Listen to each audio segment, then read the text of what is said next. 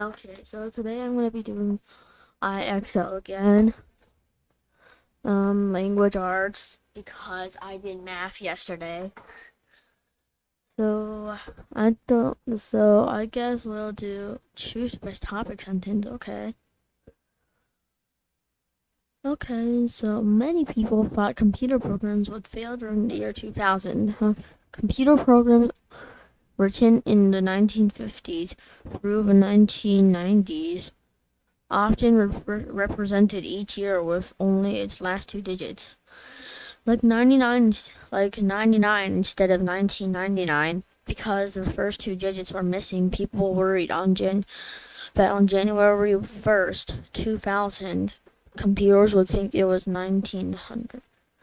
Many people believe this would cause major computer systems around the world to fail, including those at hospitals and banks. In the end, most computer programs did not fail when the year changed from 1999 to 2000. Okay, then obviously this one. Blank.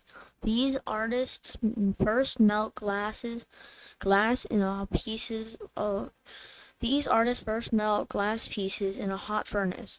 They then gather the liquid glass onto the end of a steel pipe, called a blowpipe. Once the glass cools a little, it is rolled into or a round or oval shape. Next, glass blowers blow into the blowpipe to send air into the glass, making it hollow. The glass is reheated, blown larger, and reshaped many times to form beautiful glass vases and bowls. Okay. Heat is used in creating many types of artworks and objects. What? Glass bowlers use heat and air to shape glass. Okay. Early in her career, she traveled.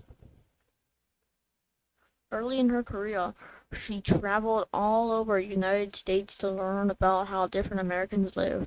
She then published a book about their lives. Gellhorn also went to Spain, China, England, and other countries to write about how war affected the people who live there.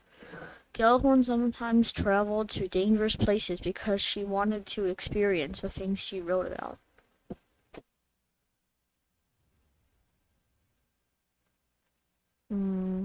Yep. In slacklining, people build strength and balance as they practice walking across a narrow, stretchy strip of fabric. As in tightrope walking, it takes a lot of practice to stay steady on this line. When slackliners feel confident enough, they may test their balance by slacklining higher up. Some even perform tricks on the slackline.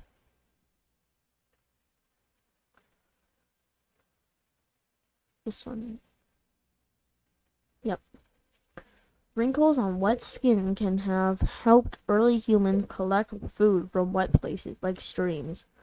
Wrinkles on wet fingers could have helped them hold on to slippery objects better, and wrinkles on toes could have helped our ancestors' bare feet grip smooth, wet surfaces, similar to how tire ridges help tires grip slippery roads. Hmm. Okay, so wrinkles that appear on our wet fingers make it easier for us to pick things up. The wrinkles that appear on our wet fingers and toes may have been useful to our ancestors. Okay, obviously this one because I think it's this one because wrinkles that appear on our fingers would make it easier to pick things up. Submit. Oh no, let me read that. Wrinkles on wet skin could have helped earlier. Okay. Many paragraphs of a topic sentence. A topic sentence tells the reader what the paragraph is about. For example, maybe your paragraph is how dogs and wolves are alike and different. That would be a good topic. Well, dogs and wolves look alike. They have important differences. Okay, tell your topic sentence should not be too broad. Too broad means that the sentence doesn't tell you exactly what the paragraph is about. It doesn't give enough detail. Pet dogs are different from jackals, wolves, and other wild dogs. Put your topic sentence. Your topic sentence should not be too narrow. Too narrow means that the sentence talks only about one detail. Wolves and dogs should have the same number of teeth. Your topic sentence should not be off topic. Off topic means that the sentence doesn't match your paragraph well. It talks about something else. There are two types of wolves that live in North America. The paragraph explains how having wrinkled fingers and toes could have been useful in the past, so this is a better topic sentence. But wrinkles that appear on our wet fingers and toes may have been useful to ancestors. This sentence is too narrow. Wrinkles that appear on our wet fingers make it easier for us to pick things up. Only part of the paragraph talks about wrinkled fingers helping us hold on to things.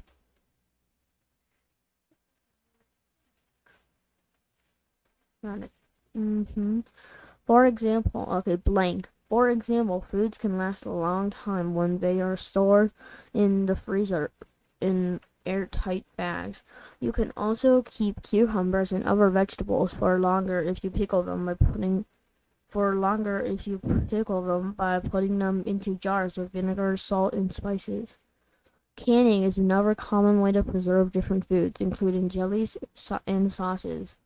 In canning food are sealed in jars and heated in boiling water. There are many ways to make food last for a long time. When preserving food at home. Food safety rules. Okay, it doesn't really talk about food safety rules. So I think it's that one. Let's read it again with this. There are many ways to make food last for a long time. For example, foods can last... Okay, you can read it quietly too. I'll read it by myself, I guess.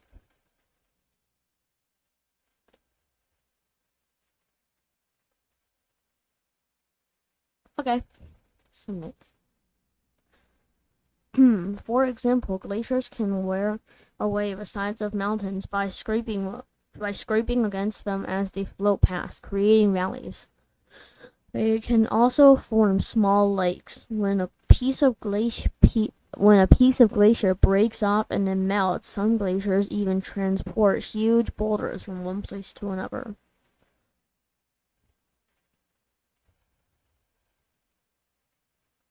Okay, it doesn't talk about Yosemite Valley, so I'm assuming this is not. Glaciers can change the shape of land Glaciers can change the shape of the land they move through. Okay, I think this one makes a lot of sense, because it's talking about how glaciers get scraped off and then make valleys and stuff. So I think it's this one. Right. Almost all of Whitter's citizens live in one 14 floor building. The building is set up to help people stay inside during winter's long, harsh winters. The building contains a police station, a post office, a grocery store, a health center, and a laundry. There is even an underground tunnel that connects this building to the town school. That's kind of cool. Anyway, Whittier, Alaska has beautiful views of mountains and waters. Okay, it doesn't talk about that, so that one's wrong. In winter, children in Whittier walk to school through tunnel. Okay, it only talks about that in one part of the paragraph, so it's definitely not that either. So most people in Whittier, Alaska spend their winters in just one or two buildings. Okay, I think it's this one. Okay, brilliant. Yeah, that's me. First is a first is a first a designer would draw a paint or beautiful or first a designer would draw or paint a beautiful picture. Then artists called engravers would trace different parts of a picture onto blocks of wood. The engravers then carved the wood blocks, making finely detailed wooden stamps. Next, a printer painted the wood blocks with ink. Finally, the printer carefully pressed the blocks against sheets of paper. Okay, wood block prints were sometimes used to create beautiful calendars. Okay, it doesn't talk about that. It doesn't talk about creating calendars. Wait, actually it does. But it doesn't really say calendar. So creating a woodblock print used to creating a woodblock print used to be a multiple step process. Making a woodblock print included carving stamps out of wood.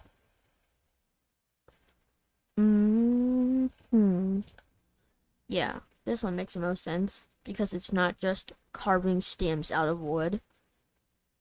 So this terrific. Lishman first taught geese to follow his plane for fun. When scientists found out, they asked Lishman's help with birds that needed to learn how to migrate from one place to another. Lishman used a plane to lead a flock of geese from Orantino to Virginia for the winter. In the spring, the birds flew back north on their own. In the following years, other people used Lishman's ideas to help many kinds of birds learn to migrate. Many kinds of birds and insects migrate each year. How would insects migrate? Wouldn't they get, well, never mind. Bill Lishman helped birds learn to migrate by leading the way in his plane. It doesn't really talk about insects migrating, and it doesn't really talk about this either, because it doesn't say their reasons. So, this one, excellent. Food companies and restaurant chains often hire food tasters to examine and sample foods. Before food is packaged and sold, food tasters make sure the food tastes, feels, and looks good. Some food tasters also help create new flavors or products. They may taste many different combinations of ingredients before finding just the right recipe. They sometimes also talk to customers to hear what they think of the food. Some restaurants are known for their special dishes and flavors. There are many interesting jobs in the area of food science. Working as a food taster includes many different tasks.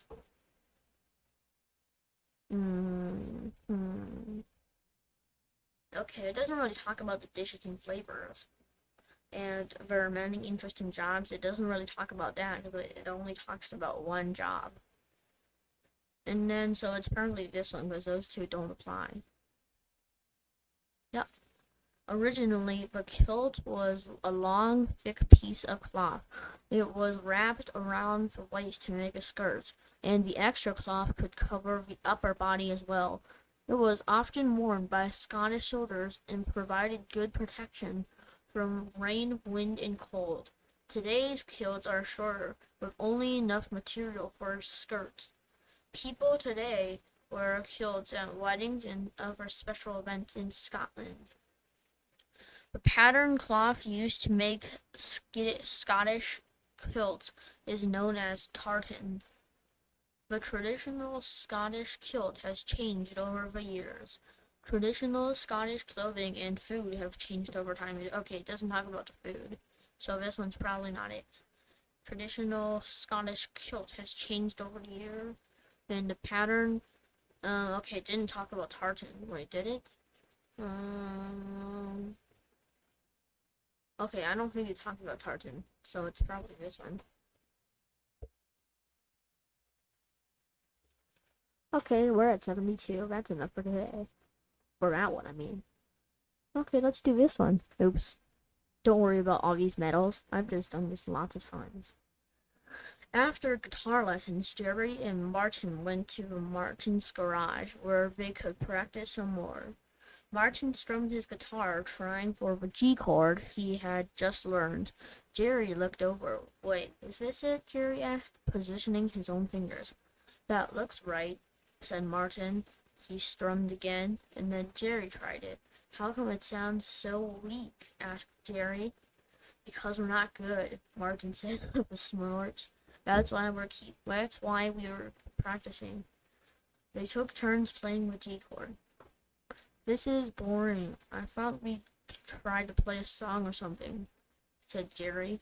We can try. How about Ribbon Road? Martin asked. Jerry looked down at his guitar, singing the notes to himself. He slowly picked out the first three notes. Martin tried it as well. He played the three notes over and over until they came out smoothly. Ow, my fingers hurt, said Jerry. He put down his guitar. You know, I have a lot of homework tonight. I should get going. After Jerry left, Martin did his own homework, but before bed he picked up his guitar and practiced the chords again until he got tired. He decided to practice a little every night before bed. For next week, Jerry said he was quitting guitar lessons. He and Martin still hung out, but Jerry stopped talking about his goal of forming a band. One day, Martin played a perfect rendition of Red Ribbon Road for Jerry. That was good. How did you do that? Jerry asked. 63 days of practice, Martin said. Okay. It mentions like practice, so probably not talent. Select the quotation from the story that most strongly suggests that the theme is practice takes time but pays off. One day, Martin played a perfect rendition of Ribbon Road for Jerry. Yep, definitely this one.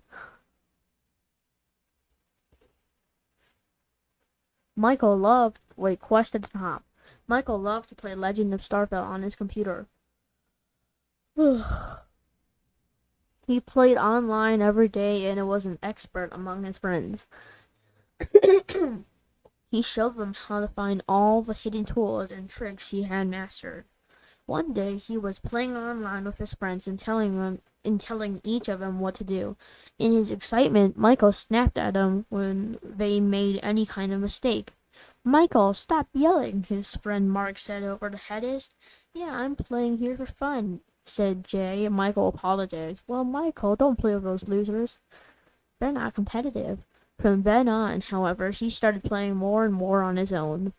That way he could be as competitive as he wanted.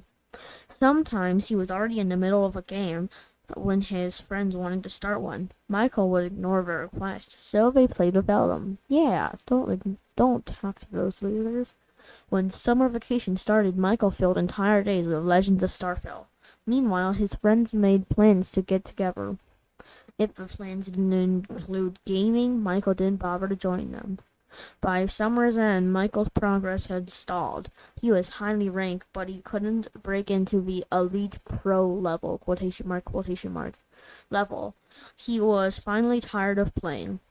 After that point, his friends had stopped calling. When Michael reached out to them, they were busy. Summer was almost over, and Michael had nothing to show for it except sore eyes from staring at his computer screen. He couldn't remember having much fun at all. I have lots of fun when I stare at my computer screen. Obsession can cause you to neglect what is actually important. Sorry for the pronunciation. It's okay to have your own unique interests. People eventually lose interest in things they enjoy. Okay, this one. Select the quotation from the story that most strongly should suggest that the theme is obsession can cause you to neglect what is actually important. Yeah, I'm playing here for fun, said Jay. Michael apologized. Meanwhile, his friends made plans to get together. If the plans didn't include gaming, Michael didn't bother to join them. He was highly ranked, but he couldn't break into the elite pro quotation mark level. Okay, so it's probably this one. Because Michael doesn't join his friends, because we're losers, because they don't play.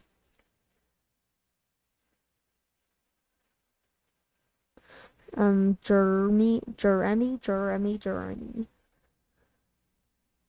Charlotte stopped at his brother's bedroom door. Jimmy, could you stop calling me that? Jimmy groaned, his face buried in a book. Sorry, Charlotte said quickly. Jeremy, would you help me get my bike down from the rack? Sure, Jeremy said, putting down his book, but no more of his Jemmy business, all right? I promise, Charlotte said. Soon, Charlotte was riding her bike. She was going to ask her big brother to come with her, but she decided against it. He was annoyed with her again. He really wanted her to stop calling her Jemmy, but she had started calling him that when she was little and couldn't pronounce her R's. As she got older, Jemmy became the name she used. Jeremy used to think it was cute. Now that he was 16, though, he didn't like it. Once his friend Ethan was over and started calling him Jemmy. The nickname began to spread like a cold through the circle of friends. Hi, Jemmy. Hey, Jemmy, they would tease. Charlotte sighed. Jeremy, she muttered to herself. She was determined to use his real name from now on. Obviously, you haven't done a good job of it. During dinner that evening, Charlotte asked her brother to pass the salt. Thank you, Jemmy, she said. She slapped her forehead. Jeremy. Sorry. Jemmy sounds like an expensive gem. Come on, Charlotte, it's not that hard, her brother said. One night, Charlotte was falling asleep on the couch. Her brother put a blanket over her. Thanks, Jeremy. Wait, Jeremy? She said sleepily. Better than Jemmy, her brother said. Okay. Which of the following best describes the main theme or lesson of the story? Respecting people's wishes shows that you care about them. Well, she definitely didn't do that, but it's the right answer because the other things aren't. But she definitely didn't call her Jeremy. I mean, she definitely did not call him Jeremy, but anyway, it's the right answer. Respecting the selected quotation from the story that most strongly suggests that the theme is respecting people's wishes shows that you care about them. Come on, Charlotte, it's not that hard, her brother said. She had started calling him that when she was little and couldn't pronounce her R's. As she got older, Joey just became the name she used. Jeremy, she mutters to herself. She was determined to use his real name from now on. Good luck with that. You didn't do it throughout the whole story. Anyway, it's this one. Okay, we're at 72. Let's do it to 100. Math drama. In math class, Miss Sergio had handed the students grade tests. Nicola showed her friend Mira the score she had gotten. It was bad. Mira, on the other hand, had gotten an A. Oh, maybe Nicole had gotten an F or an F minus. On the bus ride home, Nicole and Mira were talking about the whole math homework for that night. I just don't get this stuff, Nicole said. I guess I'll bomb the next test too. Look, let's do the math homework together. I can help you, said Mira. Nicole shook her head. No, I'll figure it out. Mira shrugged. Okay, she said. That evening, Mira called Nicole. I'm bored. What are you up to? Mira said. Mira asked. Nicole had been struggling with the math homework but didn't want to say so. Clearly, Mira had already finished. I'm just getting ready for bed. I'm beat, Nicole lied. What? It's not even 9, Nicole bristled. Well, I'm tired, okay? It's not my fault you're bored. Mira was silent for a moment. Then she said she quickly had to go. Nicole hung up too and grabbed her pencil again, but the longer she stared at her worksheet, the more the problems looked like a jumble of meaningless symbols. She took a deep breath and reached for her phone. Yeah, Mira answered. Nicole told her the truth. I'm sorry, I was a jerk earlier. I was in a bad mood because I was stuck on the homework. I guess I was feeling resentful that you finished already. Mira said she understood. Do you think you would still be willing to help me? Nicole asked meekly. Don't help her. Of course, Mira said. Like I said, I'm bored. I need something to do. On the next math test, Nicole got an A. No, she should get more F minuses. Don't let pride keep you from asking for help. Sure. Know what pride is.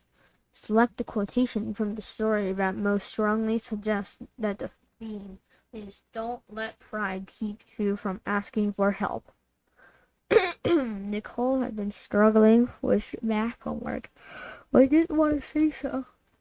Sorry I'm yawning so much. Do you think would you still be willing to help me? Nicole asked meekly. Well, I'm tired, okay? It's not my fault you're bored. Don't let pride keep you from asking for help. Oh, I haven't done this in a long time. Nicole, I think it's this one. Yep. The ride home.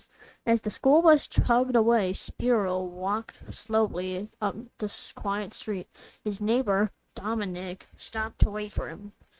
Hey, Spiro. How was your first week? Awful, Spiro thought, staring ahead. It was okay. I'm pretty tired, he said. He wanted to say that he was really missing his old home and his old friends. Really? Are you sick or something? Yeah, he's sick of you, asked Dominic. Yeah, actually. I think the bus is making me sick. I used to ride my bike to school, said Spiro. Oh, did you know there's a bike trail 2 streets over? Asked Dominic. Really? Yeah, it's like 30 miles long. I've biked the whole thing a few times. Maybe if you feel better, I can show you. Spiro just wanted to sleep the afternoon away, but Dominic seemed friendly. Sure, Spiro said. Can I stop round by 5? Perfect, Dominic said. See you then. He went inside his house. At his own home, Spiro found his bike in the garage among all the boxes of unpacked stuff. His bike reminded him that just a few weeks ago he'd been riding around his old neighborhood with his old friends. At 5 o'clock, Spiro went next door. Dominic was already outside with another boy and girl when Spiro arrived. Dominic introduced him and said that they really wanted to go for a ride too. As he pedaled alongside the others, with wind in his face, Spiro realized that he was feeling okay for the first time since moving. No, be not okay. Anyway, select the quotation from the story that most strongly suggests the theme is be open to new friendships. He wanted to say he missed his old home and his old friends. His bike reminded him that just a few weeks ago, he'd been riding around with his old friend, with his old neighborhood, with his old friends. Spiro really just wanted to sleep the afternoon away, but Dominic seemed friendly. Sure, definitely this one. Because be open to new friendships, and Dominic seemed friendly, so duh, be friends with him, I guess. See the light. Nash turned off the TV. She had just finished watching a show about fossil fuels. It seemed like so many problems in the world sprang from the use of coal and oil. He wanted to do something to help. At dinner, Nash talked about the show. From now on, let's try to save as much energy as possible, he said. Sounds good to me, said his mom. That night, Nash used a solar-powered lantern in his room instead of the lights. He also went around the house and unplugged all the electronics before bed. The next morning, Nash found his mom in the kitchen, frowning at the coffee machine. He saw the problem and plugged in the machine for her. Nash, not my coffee, okay? Nash's mom said, cradling her coffee cup. Okay, he replied, but we don't need this light on, right? He turned off the kitchen light. That evening, Nash helped make dinner. Hey, Mom, can we use my solar lantern here? Can we use my solar lantern in here instead of the lights? He said. We can try it, I guess. I'll light some candles too. You put some salt on the broccoli. Nash looked around. It was hard to see. He added what he thought was salt. Then he tasted it. Sugar. Oops. Ooh, sugar broccoli. After dinner, Nash left the TV and his computer off. He brushed his teeth and showered in the dark. In the shower, he slipped and almost fell. In his room, the solar lantern had lost its charge. He sat on his bed in the dark. After about 10 minutes, he turned on the lights. Tomorrow, he'd find some other way to save energy. He should have fell, and he should have been engulfed by the darkness. Why do bad things never happen to people in IXL? Yeah, don't believe everything you see on TV. No, a well-meaning idea can be taken too far. Select a quotation from the story that most strongly suggests that the theme is a well-meaning idea can be taken too far. In the shower, he slipped and almost fell. Almost fell? You should change that. You should get rid of the almost. Just fell. Maybe he cracked his head too. Anyway, at the lake, it was a beautiful day for a family reunion. A plate of freshly sliced watermelon appeared on the table. Mercer and his cousin swarmed around it, each grabbing a piece. Mercer glanced at the note and glanced around and noticed his great Uncle Cliff sitting by himself, observing. Or was he observing? Can there be a little more detail here? Mercer found the seat next to him. Mercer tried to imagine what it would be like to be 90 years old like Uncle Cliff. He must have seen a lot of summers at this lake. Yeah, probably 90 to be exact. I saw you kids almost lost that ball in the lake, said Uncle Cliff. Yeah, for a good thing we got it. What would we do without a ball to kick around? Mercer said. Oh, a group of kids always find something to do, said Great Uncle Cliff. Yeah, you should have like a watermelon fight. He chuckled. My brothers and I used to play around in that lake. In those days, kids were allowed to take the rowboats out. Really? Said Mercer. He looked around the lake. Probably not smart, Great Uncle Cliff. And Uncle Cliff said, one time we were out there and decided to pick up some lily pads and throw them into a boat full of girls. The girls were back. One of them stood up and the boat tipped into the soup they went. He laughed. Were they okay? Mercer asked. Oh yeah, we helped the girls into our boat. Wes and I swam back to shore holding the other boat, which was capsized. You should have let those girls drown, he said. You know who was on that boat?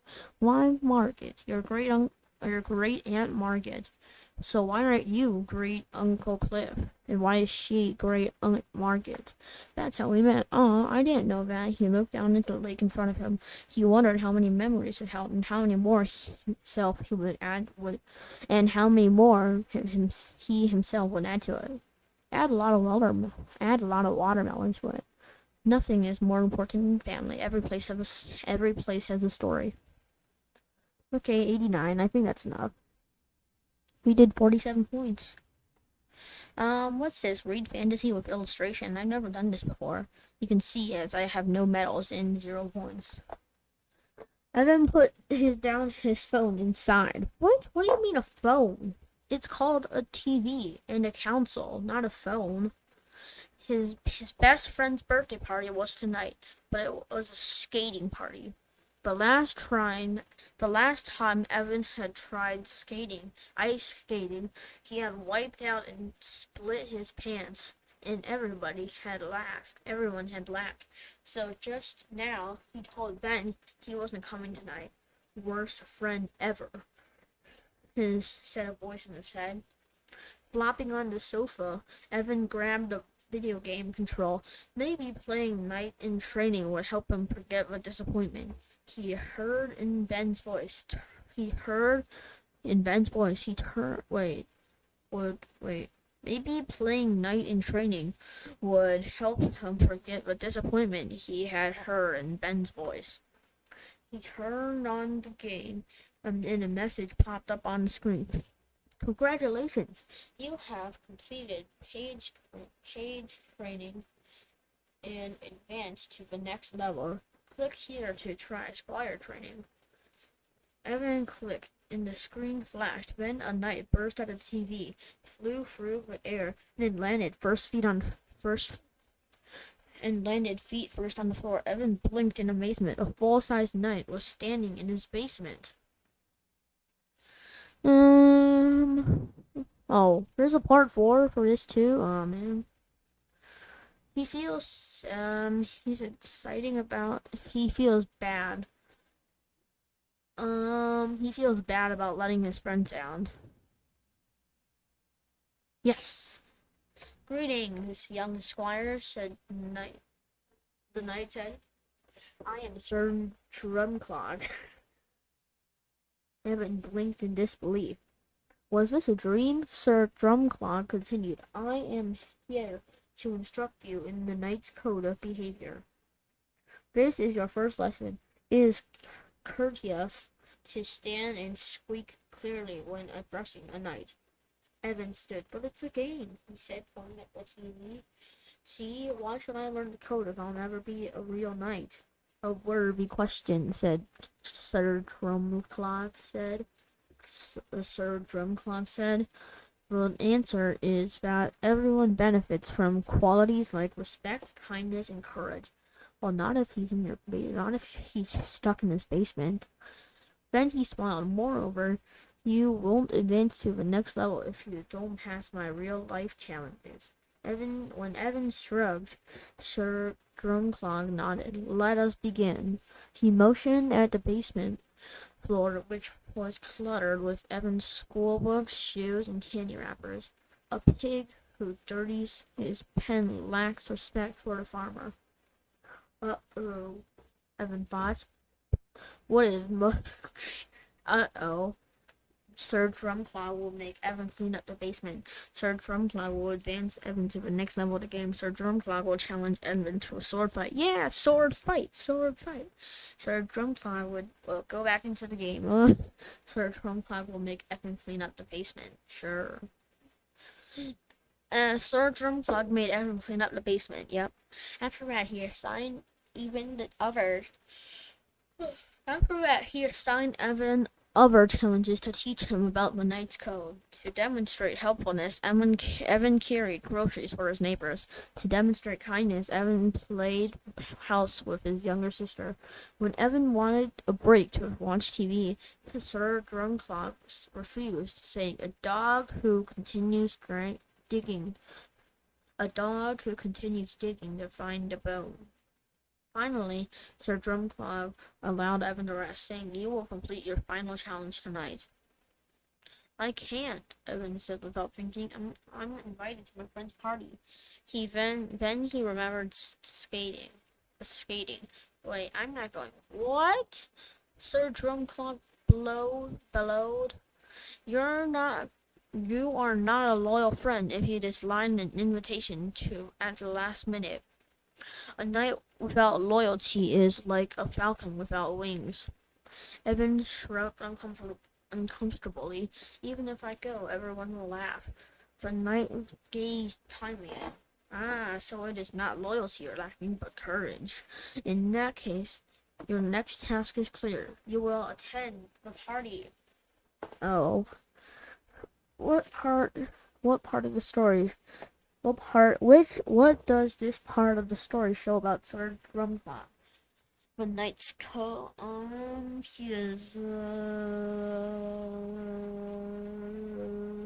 the knight's code is important to him. Yep. 2 hours later, Evan arrived at the party and surprised Ben, who was thrilled he had come. Evan stood near the ring, wondering if he could fake a sprained ankle. But then he remembered Sir Drumclog, Sir Drumlock, who would probably say something like, "A knight without courage is a horse without legs." So Evan carefully stepped onto the ice, and within seconds he slipped and landed on his backside. A few kids laughed, and Evan's face burned as he struggled to get up. "Want some help?" a girl asked, skating to him. "Thanks," Evan said gratefully, taking her hand. "I just learned last year," she confided and pulled him up. "If you want, I'll teach you a few things. I learned how to skate within months." Pop! Suddenly Sir Drumclog appeared. "You have met young squires? Excellent. I will see you after the party." See you after the party." Evan stared at the girl. "What?" She grinned. "Let me guess. Knight in training?" What? "You have met young squires?" What? What does Evan probably realize at the end of the story? Um, Other kids are being trained by Sir Drumclog. Nah, I want to choose this one. The girl's better at playing video games than him. Um, hmm. I wonder why he carries his axe and shield everywhere. He looks like he's about to decapitate some kids. The land of giants. We're not that giant. We're not even taller than this tree. The ground shook as the two towering giants stomped towards each other. Suddenly, Enzo let out a deafening roar.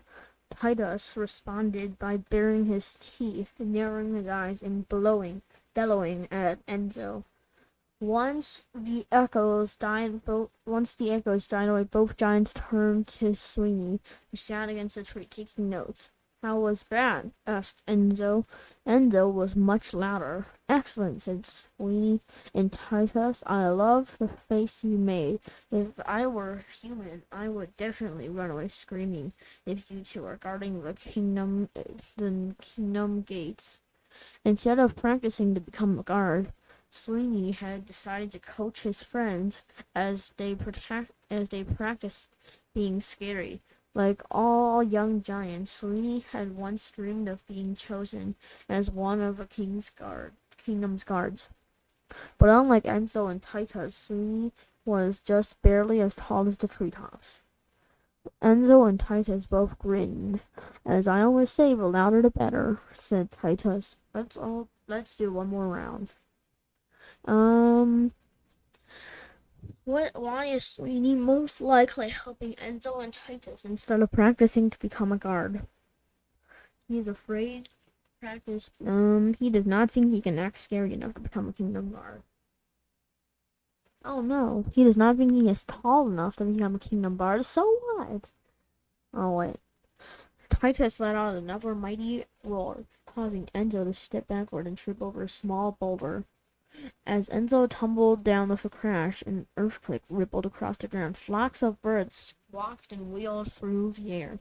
A thick cloud of dirt and dust rose as the squirrels, rabbits, and deer raced by terrified. As the heavy dust finally cleared away, piles of fallen rocks surrounded the giants, and a few large trees had toppled over. The ground cracked open where Enzo had fallen, leaving a small deep hole. "Did you hear that?" asked Sweeney suddenly. "What's that squeaking noise?" The three giants gathered around the hole and saw several feet down a tiny gray rabbit crying softly. It tried to scramble out, but the sides were too high and too steep. What is the most likely reason why the rabbit was down in the hole?" The rabbit had been living in the hole before the earthquake.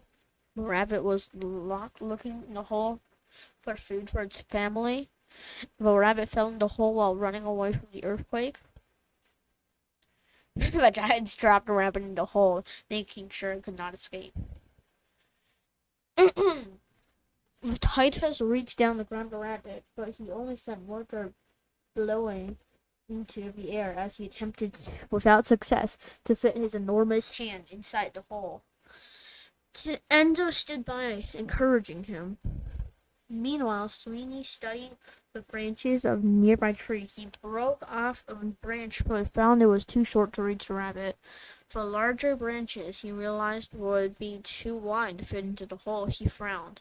What if we Roar again, suggested Titus. Maybe that could scare the rabbit into jumping really high. I don't think that's the best idea, said Sweeney quickly. Let's take a minute and try and think of something. There must be an answer. I think we're just too big to help, Titus said Titus sadly. Sweeney did not respond. He took a few steps back and looked at everything around them, wondering if there was something he had missed.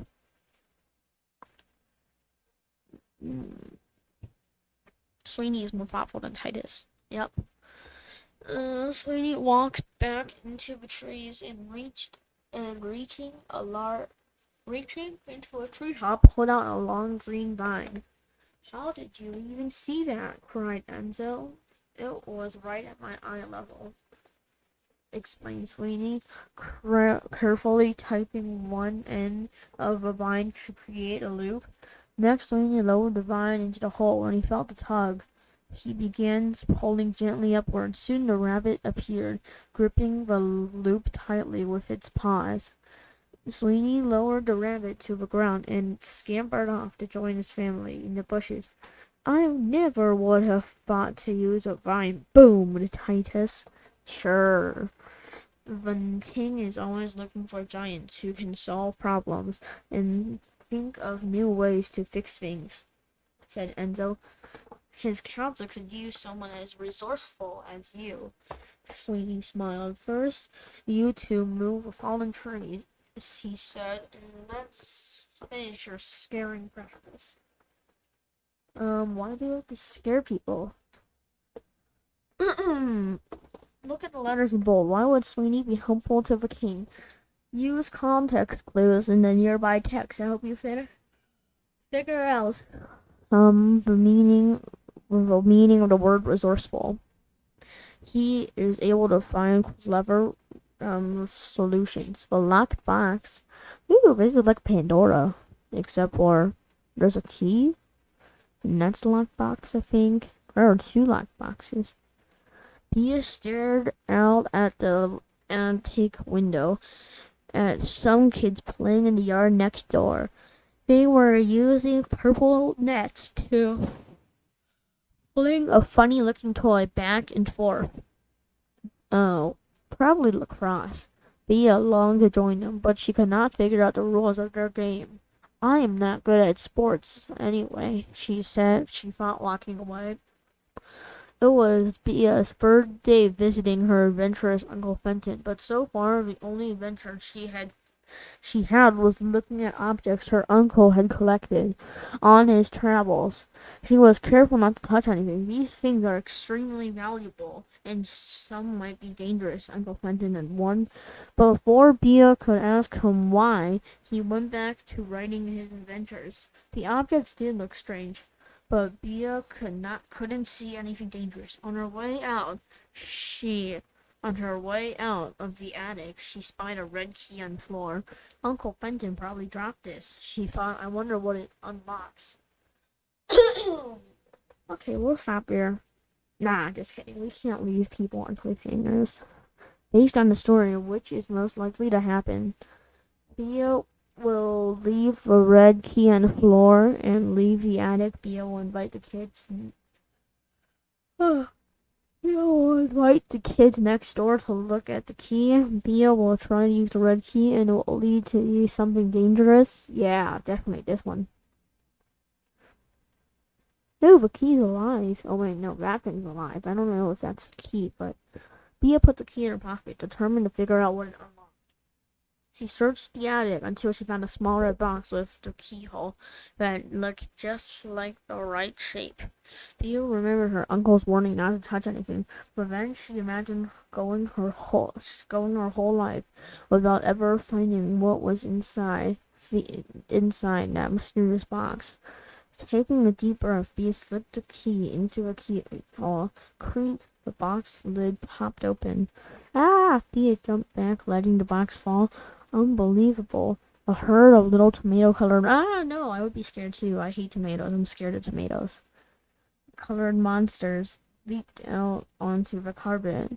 Suddenly, monsters were everywhere. They ran out of the attic. Bea chased them downstairs to the living room. Stop! Thea cried, lunging for a monster swinging from a silk lampshade, but the monster stuck its tongue out and clawed its way to the velvet curtains. Squeals behind her made Bea whirl around and gasp in horrors. Three monsters were throwing Uncle Fenton's book off the shelves. Off the shelves. I've got to stop them before they destroy the whole house, she thought. I would be scared too. Tomatoes are freaky. Bea not because her curiosity gets the best of her. Panicked, Bea tried to think of a way to catch the little beast, but she was too busy saving objects from getting broken. Bea managed to prevent a quilted pillow from being ripped to shreds. A bunch of monsters worked together to unlatch the window. All the monsters ran onto the window shed, slid down a drain pipe, and jumped into Uncle Fenton's beautiful garden. Bea moaned at the horrible sight.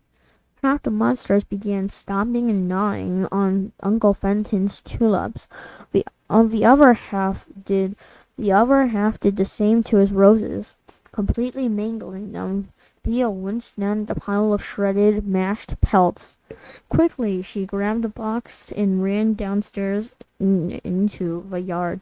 Stop it! Bea yelled. She pounced on the monsters, but every time she grabbed one of the slimy little creatures, it wiggled out of her grasp to do more damage. Help! She cried desperately.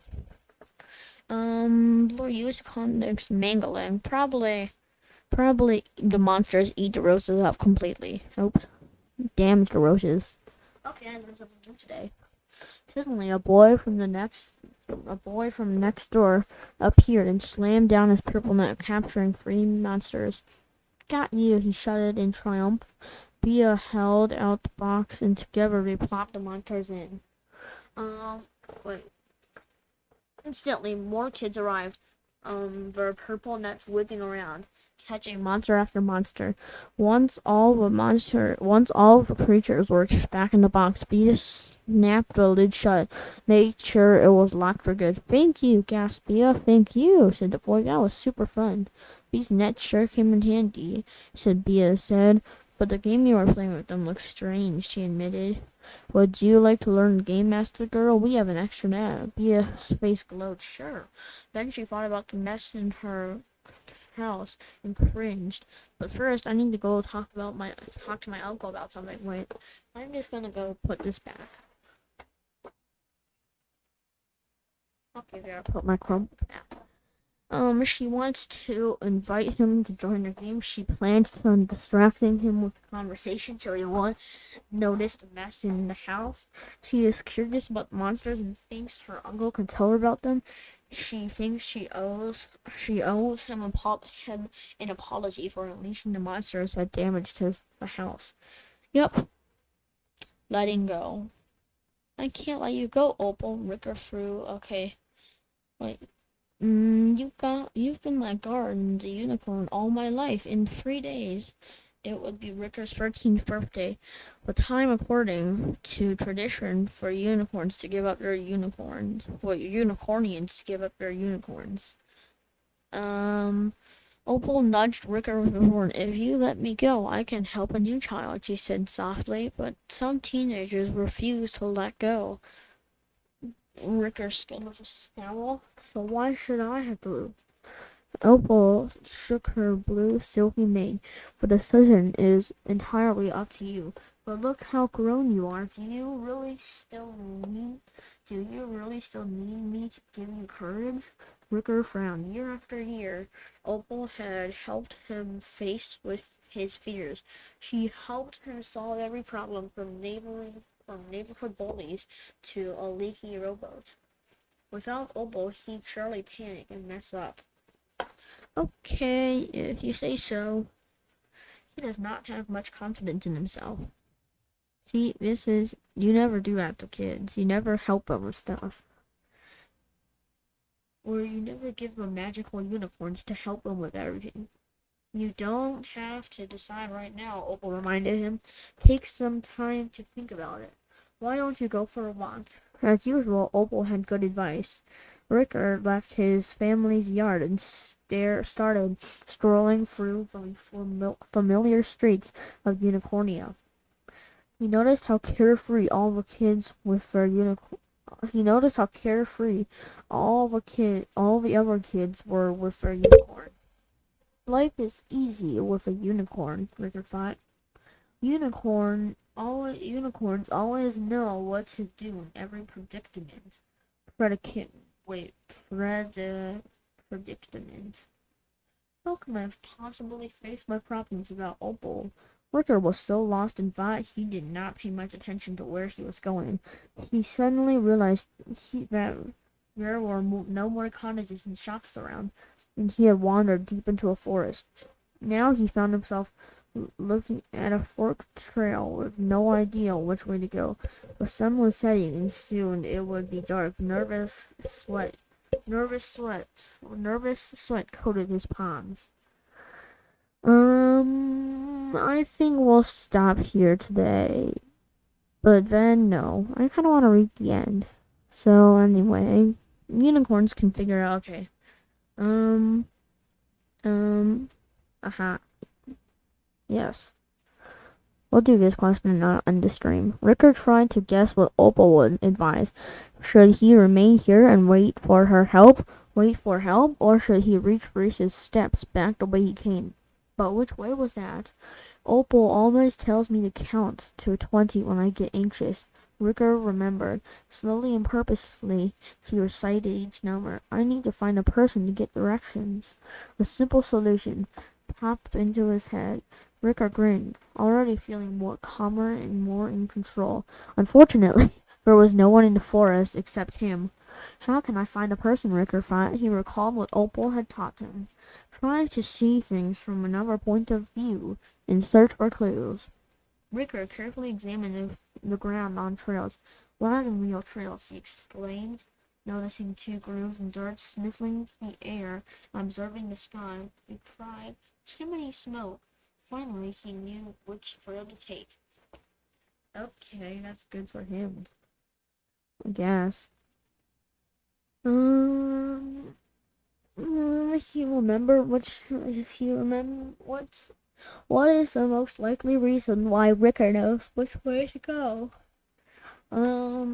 He has found clue that someone lives down one of these trails. Got it. Ricker sped down the trail and discovered a cottage with smoke boiling out of its chimney. A woman swung open the door to let out the cat. "Excuse me, ma'am," Ricker called. "I'm lost. Did you give me directions?"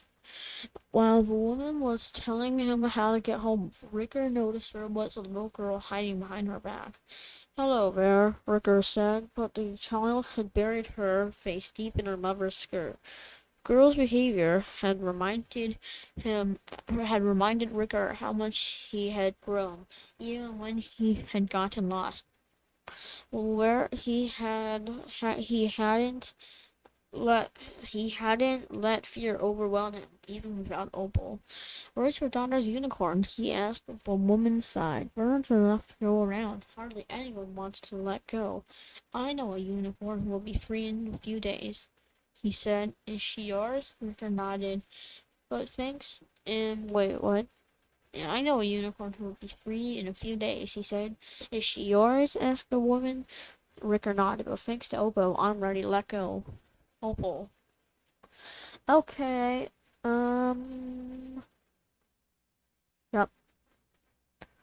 Okay, I guess that's gonna be the end of the stream. Hope you liked it and learned something new. Like and subscribe and turn the notification bell on. Bye.